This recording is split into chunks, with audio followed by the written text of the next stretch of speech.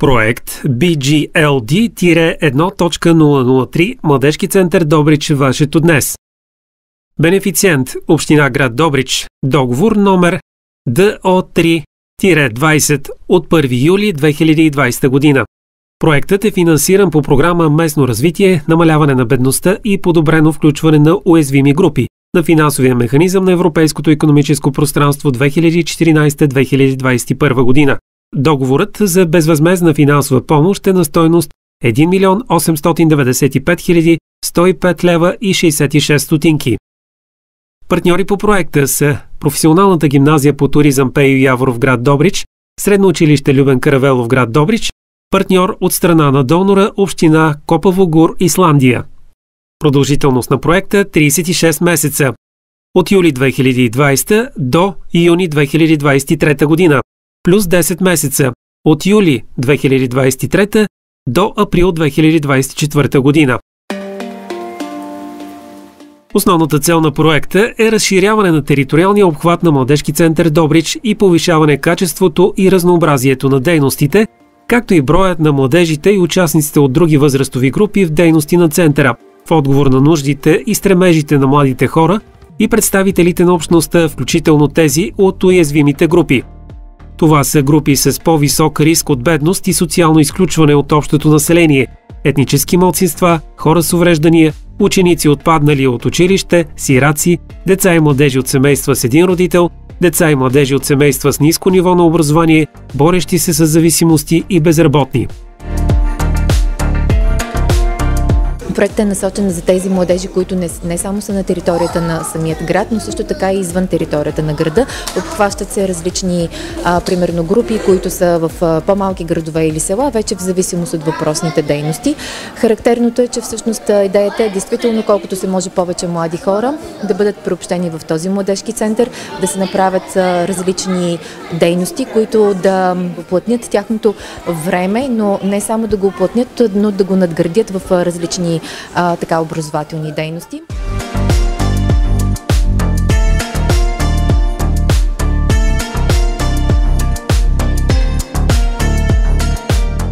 Проектът включва строително-ремонтни дейности в корпус 3 на Младежкия център. Частично бе обновена базата на танцова зала, съблекални, складово помещение, фоае, санитарни помещения, офис и предверие. Извършено е благоустрояване на прилежаща площ към корпус 3.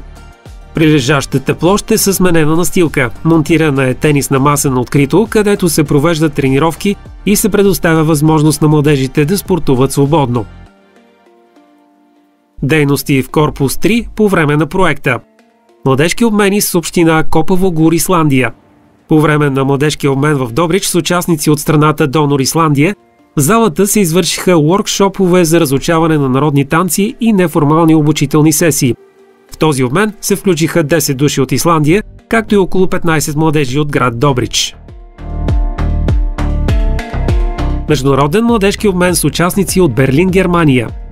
По време на младежки обмен в Добрич с млади творци от Берлин, Германия, заедно с Креативес Шрайбен и Вана Зи форум, организирахме творчески уоркшоп в Младежки център Добрич.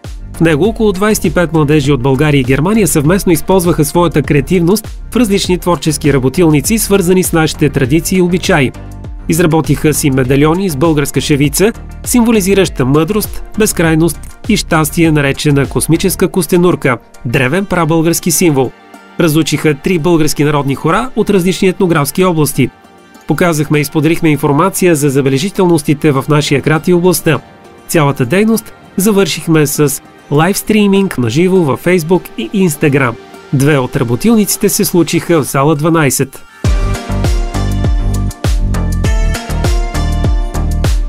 Младежка инициатива «Нашето събитие». Включиха се около 10 младежи, организатори и 40 души участници. Мини-проектът се реализира в зала 12 от доброволци към Младежки център Добрич, вдъхновени от Международния ден на толерантността 16 ноември. На събитието младежите представиха български, руски, индийски, турски, ромски обичаи и традиции, разказваха истории и събития, свързани с тези етнически групи. Чрез ролеви игри, песни и танци, използвайки традиционни носии, младежите отправиха послание за доброта и разбирателство.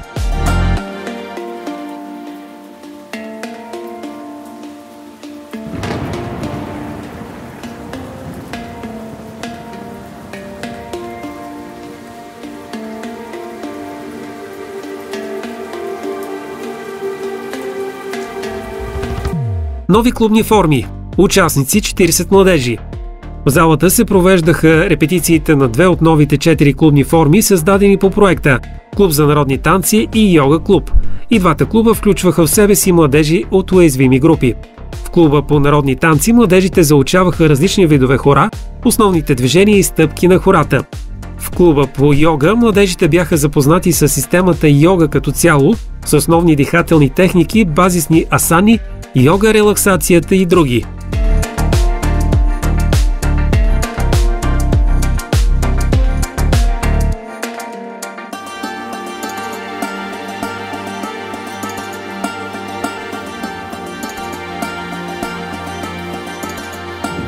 Свободна зона за двигателна активност. Монтирана бе тенисна маса пред облагороденото пространство на Корпус 3, където до момента са проведени 5 тренировки с 15 младежи. Предстои насищането на пространството с дейности за по-добро здраве. Фолклорни срещи. 3 броя с участници 180 души. Участниците са от различни етнографски региони на страната, а народните танци служиха като средство за приобщаване на младежите. Разучавани бяха хора, носии и традиции, а срещите завършиха с концерт. Всяка една фолклорна среща продължи 2 дни. Програмата включваше беседа с хореографи от различни етнографски области – Северняшка, Добруджанска, Шопска, Пиринска, Тракийска и Странджанска област. Представяне на типичните български носии с дефиле, посещение на етнографски комплекс Стария Добрич.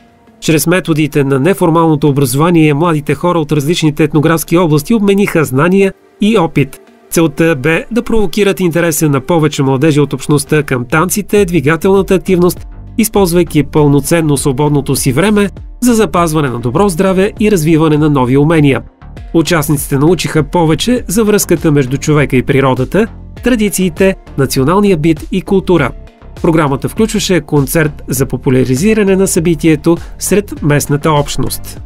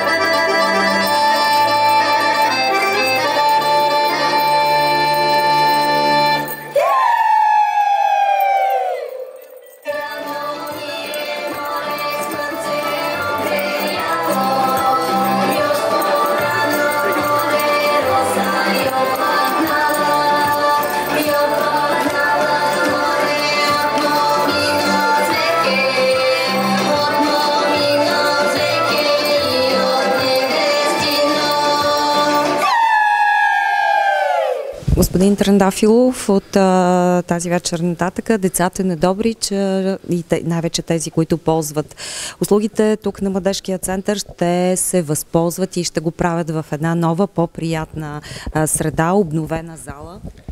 Да, както вече казах, голямото благодаря днес наистина е за колегите, за екипа, който работи тук, защото те са хората, които понякога техният труд не се вижда, но е важно да го отчетем, понеже всички колеги, които се занимават и с писането на проектите, и с работата с деца и младежите, наистина искам да изкажа едно голямо благодаря за тяхната работа, защото те са хората наистина, които поддържат българските традиции.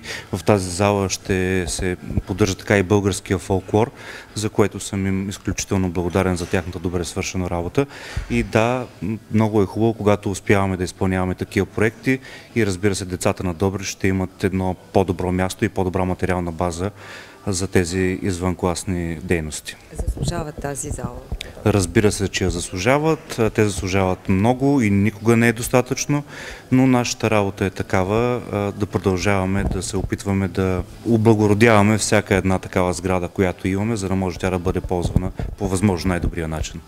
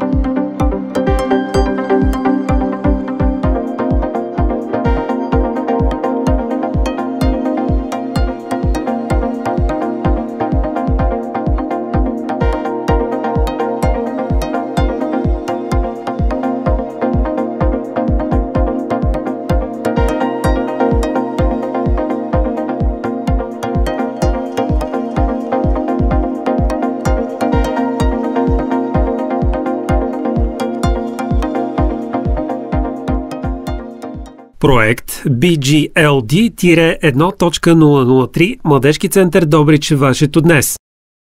Бенефициент Община град Добрич. Договор номер ДО3-20 от 1 юли 2020 година.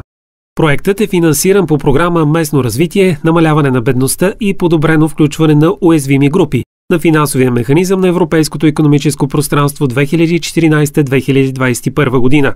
Договорът за безвъзмездна финансова помощ е на стойност 1 895 105 лева и 66 стотинки. Партньори по проекта са Професионалната гимназия по туризъм Пейо Яворов град Добрич, Средно училище Любен Каравелов град Добрич, партньор от страна на донора Община Копаво Гур, Исландия. Продължителност на проекта 36 месеца. От юли 2020 до юни 2023 година. Плюс 10 месеца. От юли 2023 до април 2024 година.